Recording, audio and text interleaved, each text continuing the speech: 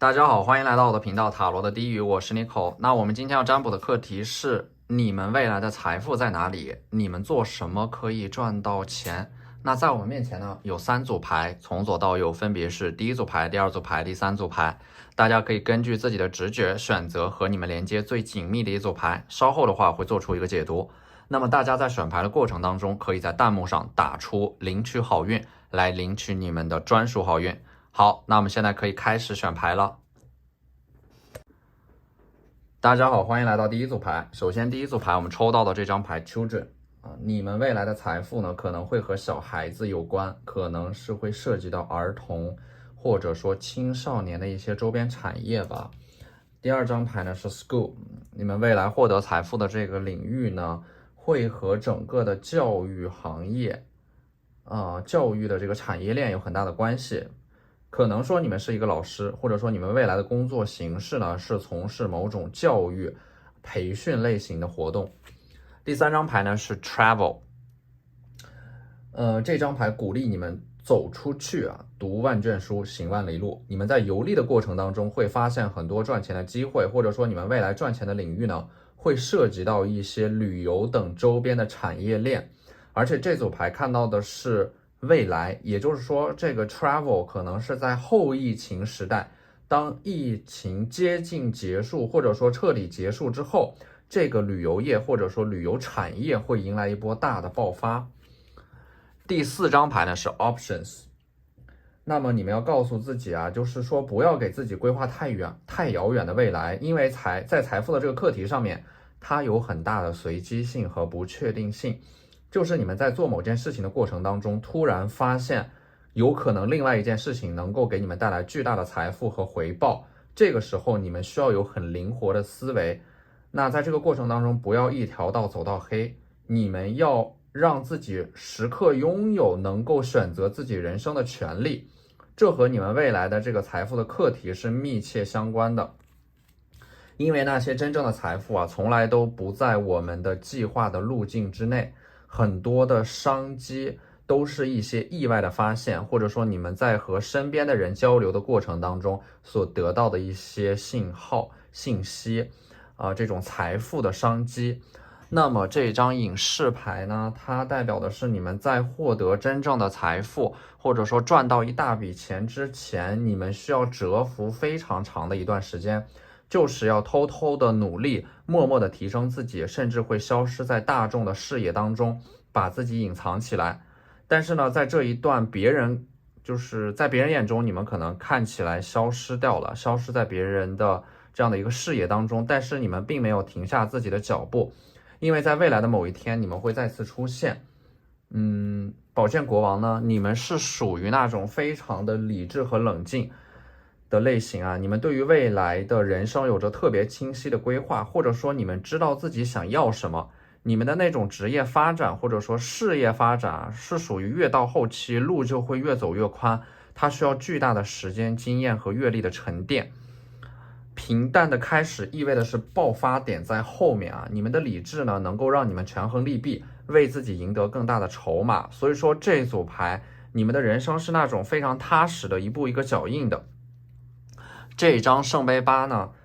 它就代表的是在你们未来的人生当中会有一次巨大的转变，就是你们会换一种身份去生活，放下自己所拥有的，去踏上一个追逐自我的人生旅程。那么在这一次的转变过程当中，只有你们放弃了过去所拥有的那些东西，你们才能够去到一个更高处。所以说这是需要很大的勇气去做出取舍的。而且呢，权杖5这张牌就代表的是你们人生的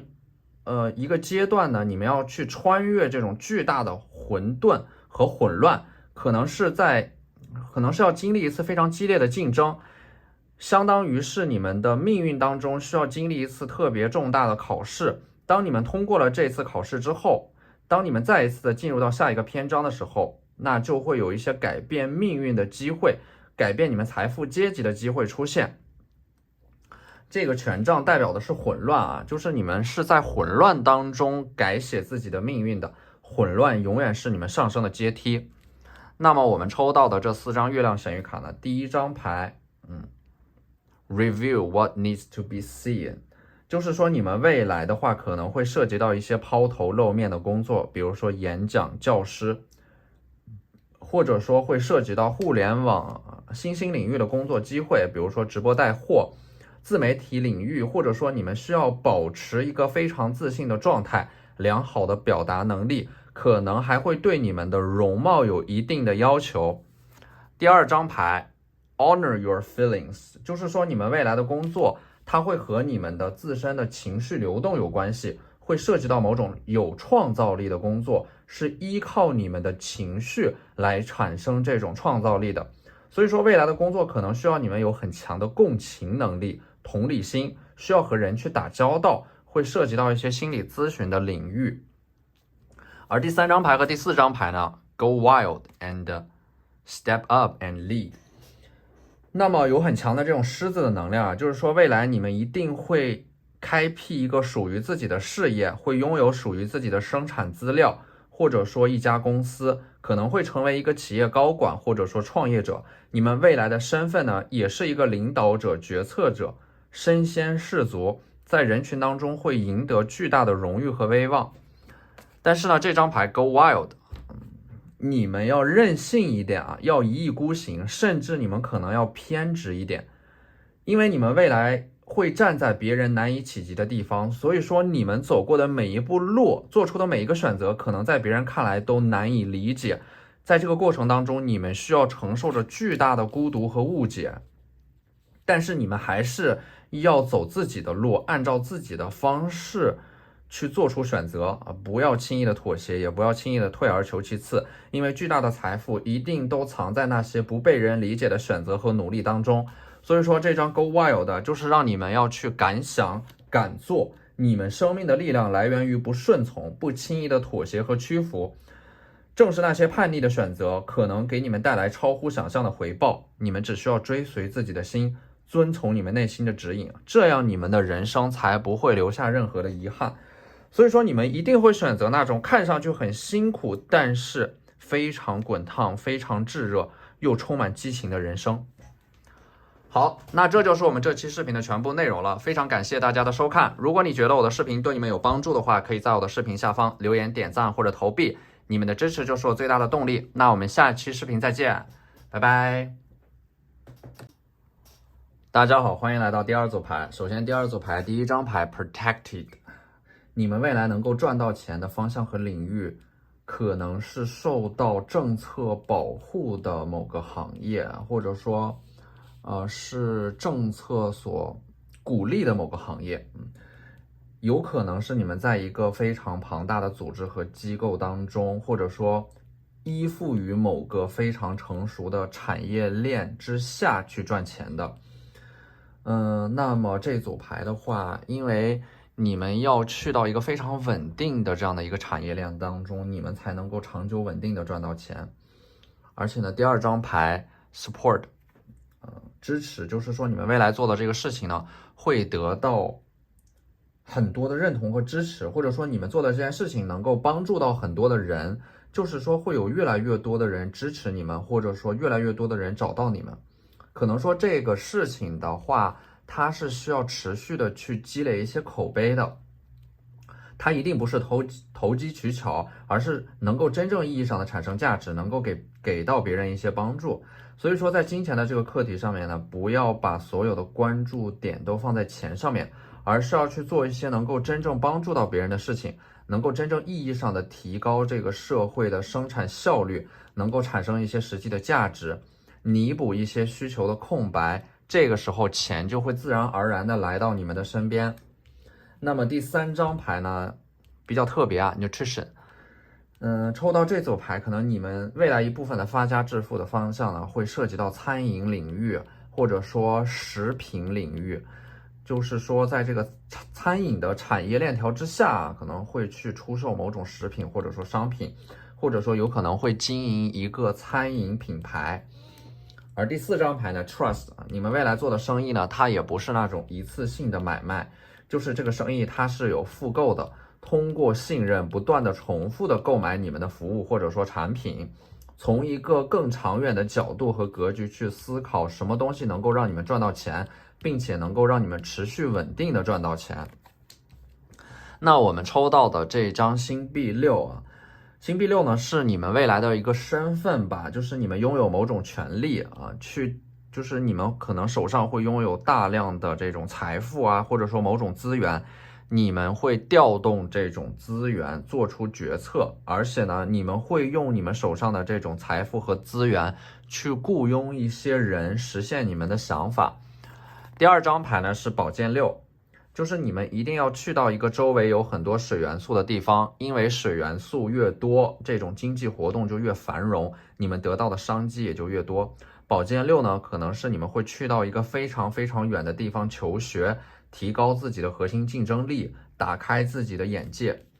而女祭司呢，代表的是你们在未来的事业发展上面会有一个女性贵人，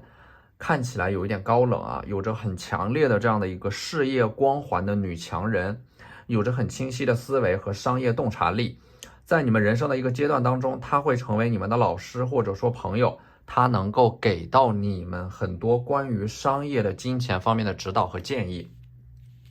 而这张愚人牌就意味的是你们未来赚钱呢，可能会比你们想象当中的要更轻松一些，就是你们可能会在这个日常的吃喝玩乐的过程当中发现一些商机。你们未来赚钱的途径呢，可能是在一些娱乐活动当中发现一些赚钱的机会。并不是说你们要多辛苦的去工作，而是说它需要你们去思考啊，去挖掘一些隐藏的需求。而且呢，这个赚钱，你们赚的这种钱呢，应该不是那种辛苦钱，而是通过挖掘隐藏的需求，通过思考洞察这种商业商机，去赚取一些差价，或者说赚取一些信息差。这张星币9呢，就代表的是你们在你们的命中有大量的财富，你们的命里是不缺钱的。抽到这组牌呢，我觉得这组牌的话是这3组牌当中最有可能实现财富自由的。但是呢，这种财富它不是一夜暴富，就是它是通过你们持续不断的思考和行动，不断的提升自己，然后慢慢的积累自己的这种财富的。再通过这些财富，利用适当的资产配置的手段去提升你们的这个财富的阶级。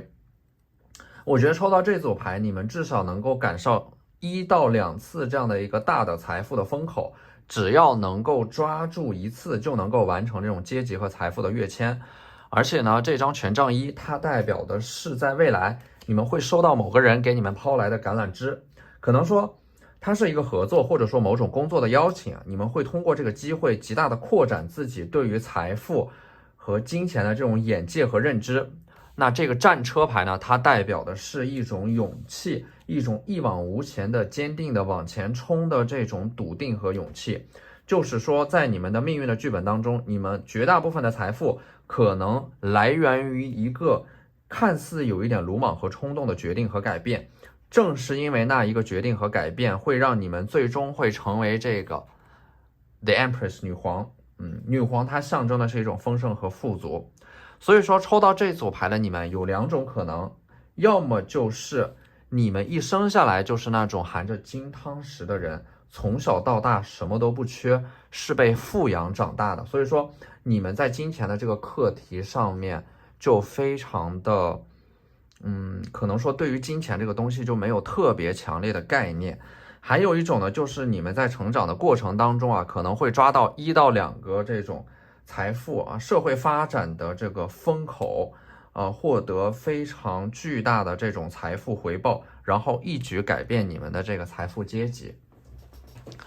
好，那这就是我们这期视频的全部内容了，非常感谢大家的收看。如果你觉得我的视频对你们有帮助的话，可以在我的视频下方留言、点赞或者投币，你们的支持就是我最大的动力。那我们下期视频再见，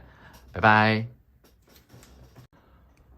大家好，欢迎来到第3组牌。首先呢，第3组牌第1张牌 Practice 你们未来想要赚钱的话，可能需要通过不断的练习，不断的重复某件事情，简单的事情重复做，重复做的事情认真做。这个时候你们就会发现其中的生财之道。那么我觉得抽到这组牌的你们的话，可能是更偏向于通过一个特定的技能，你们所拥有的一些这种特定领域的知识去赚钱的那一类人。而且呢，在这组牌面当中，我们抽到了这个 writing 啊，它是写作创造，通过写作来表达自己啊，用一些创造性的文字和你们独特的情绪和感受来创造出一些文学作品和艺术作品。通过你们创造出来的这种作品啊，把它销售出去，或者说赚取到一些稿费。那么我们抽到的这张 music 就是说你们可能还会通过一些特定的乐器，通过表演，通过教学来赚钱。那么我们抽到的第4张牌呢 Oracle Cards，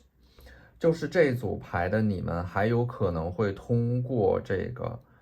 相关的神秘学领域啊，比如说占卜啊、占星啊，通过这些方式，可能是做自媒体，或者说你们通过线下的一些渠道啊，来找到一些适合你们，就是把你们的这种灵性智慧释放出来的这样的一种渠道来赚钱。那么在这几张牌面当中呢，我看到的是你们有这样的几种特质啊，就是第一，你们一定是有很强的艺术天赋的，有天马行空的想象力和创造力。第二的话，你们肯吃苦，有耐心，因为你们可以通过不断的练习某个技能来提高自己的核心竞争力。第三呢，就是说你们有着很强烈的第六感，你们拥有某种还没有彻底觉醒的灵性智慧，所以说你们身边的人啊，可能有什么问题都会第一时间向你们请教，因为在他们眼里，你们就是好像是那种什么都知道、什么都懂一点的百科全书，并且呢，我们抽到的这张星币2，你们未来赚钱的方式不止一种，就是你们会有多个渠道去赚取到一些报酬。这个星币2就是说，你们现在比如说有一份工作，那么你们在这个工作的基础之上会做一个副业，或者说你们的身上拥有不同的身份和标签，你们可能2件事情会同时去做，你们的身上有不同的项目啊。星币2给我的感觉就是你们会去尝试做不同的事情，会切换你们身上的身份，你们在试错的过程当中会找到自己真正擅长的领域。第2张牌呢 Temperance 节制牌，节制的话它象征的是克制、忍耐，就是说赚钱的这件事情其实比你们想象的要需要更长的时间去积累，不是说你们一开始就能够赚到钱，可能你们要经历一个真空期，那么你们就必须成为一个长期主义者，因为你们做的这个事情它需要时间的沉淀、经验的沉淀、阅历的沉淀，最后你们才能够赚到钱。所以说不要太急躁，让自己沉下心来，专注那么1到2个领域去把它做好，做到极致，克制你们那种急于求成的欲望啊，警惕太容易得到的快感啊，就是说这个你们在赚钱的过程当中就不至于走弯路，或者说掉入到那种金钱的陷阱里边。那么我们抽到的这张权杖4，给我的感觉就是你们在未来赚钱发展事业的过程当中会有一个合伙人加入，你们2个人会一起去做一些事情，或者说你们2个人的这种性格特长是互补的。就这组牌的话，你们应该不是那种单打独斗的类型，你们在某个方面特别擅长，但是在另一个方面你们可能需要找到一个合伙人来弥补你们的不足，这是你们最容易赚到钱的一种方式。而且呢，我们抽到的这张宝剑女皇，你们特别擅长思考、梳理自己的人生，你们能够把自己的工作和生活都安排得井井有条，就是你们是一个逻辑思维特别缜密和清晰的类型。你们未来的这个发展路径，如果说想要完成这种跨越阶级，或者说赚取到大量的财富的话，那么一开始你们需要通过某个特定的技能来找到自己的立足点，然后呢，通过某种方式和杠杆，比如说自媒体，比如说互联网，不断的扩大自己的影响力，最终你们大概率呢，它会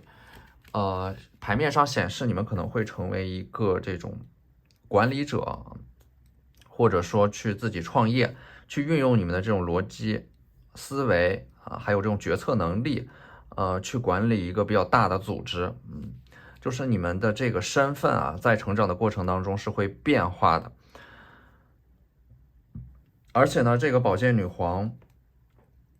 你们特别，可能说你们的这个未来的工作啊，会涉及到大量的思考，就是说你们会需要去摄入非常非常多的信息，然后在短时间内去做出一个正确的判断，有可能会涉及到一些咨询行业和法律行业。这组牌你们需要锻炼的一个能力呢，就是你们的逻辑思维能力和你们的语言表达能力。而这张星币侍卫呢，代表的是在未来的6到12个月之内啊，可能会有一个人拿着星币来找到你们，就是说你们在探索自己能够赚到钱的一些领域的过程当中，就会有一个人尝试着来和你们达成一个交易和合作。他手中的星币就是一个商机，就是说在未来的6到12个月之内，你们的财富可能会有一个很大的变化。宝剑9这张牌代表的其实是你们在金钱的这个课题上面非常的焦虑，有一种特别强烈的不安全感啊。可能说你们一直以来呢不缺钱，但是也留不住钱，你们总是处在一种非常脆弱的平衡当中，就导致你们对于金钱的这个课题呢感到非常的焦虑。你们有着这种焦虑的体质啊，在金钱的课题上面，你们可能觉得自己一直处理的都不够好，或者说害怕自己在赚钱的这件事情上落后于别人，也会产生巨大的焦虑。所以说这组牌的你们呢，要先向内看，先沉淀自己，安顿自己，停止摄入令你们感到焦虑的信息，把自己手上的事情，你们要学习的东西一点点的做好。那我们抽到的这张命运之轮，就是它象征的是一种命运的轮回和循环，它有一种命中注定的感觉啊。我觉得你们抽到这组牌的你们其实不用太焦虑，因为在你们命运的剧本当中，什么时候能发财，什么时候会转运，它都是被安排好的。而且呢，你们在完成金钱的这个课题的过程当中，其实就是在修炼自己的心性。你们的人生和财运就是由你们的习惯组成的，养成好的习惯，摒弃差的习惯，这样命运的天平就会一点点的向你们倾斜。这张圣杯十，这个圣杯十本身它就是一种非常圆满的象征，就是说你们在追逐金钱这个课题的过程当中，会收获到一个圆满的家庭，和谐的人际关系。而这个因为命运之轮的存在啊，更像是你们命中注定将要得到的东西，它需要你们持续的去积累，不屈的奋斗，坚定的前行，把你们在成长道路上遇到的那些困难一点点的揉碎，最终长成属于自己的力量。好，那这就是我们这期视频的全部内容了，非常感谢大家的收看。如果你觉得我的视频对你们有帮助的话，可以在我的视频下方留言、点赞或者投币，你们的支持就是我最大的动力。那我们下期视频再见，拜拜。